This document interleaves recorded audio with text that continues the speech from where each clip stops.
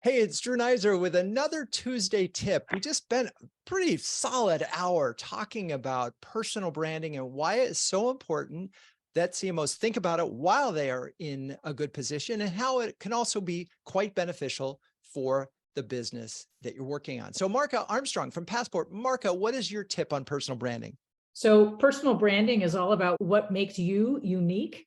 And so I'd recommend write it down, practice it, write it down again. You probably have more to say about what you offer others and a company than you realize.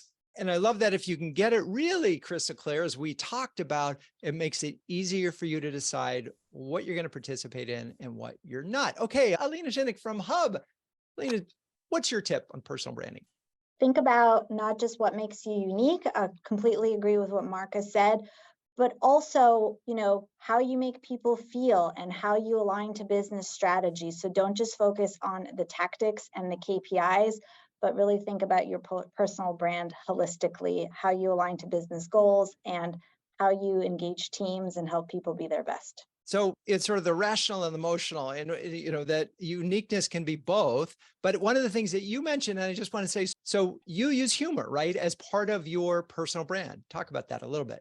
Yeah, humor is a great way to connect people. It's a great way to disarm people, and it makes you personal. It makes you approachable. It doesn't make you look like a robot. And it's really just something that people can come together around, right? If they see a leader cracking a joke, then they're more likely to come to you with an idea and you're showing vulnerability, and hopefully they'll show that back to you. And that just makes your team and your connection stronger, and that drives business results. Abraham Lincoln would be very proud of you. He was a big storyteller with lots of humor. Okay, Marshall Poindexter, OpenEye Scientific. Marshall, what is your tip? So my tip is to think about your personal brand, both as how it can maybe build the business that you're leading marketing for, but also perhaps your personal brand may be something outside of your business. And how can you have a voice in an area that you have expertise in that's in a different area?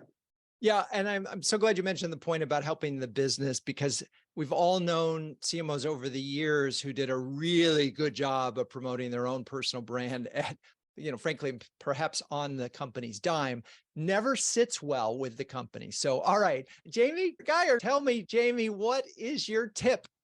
Okay, so once you figured out what your power lane is, that is what makes you uniquely different, you got to start collecting and creating an inventory of the credibility proof points around that.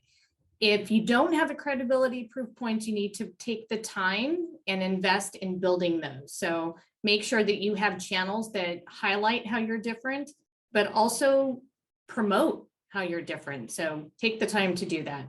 Yeah, and I love it. We talked about the very high end level of what your brand is, but these power lanes are helpful. And it's like a regular strategy for any brand. It's like, here's the core idea and here's the 3 pillars that make it real. All right, Jamie, thank you for that. Thank you all. If you're a B2B CMO who can share, care, and dare with the best of them, do me a favor, check out CMOHuddles.com.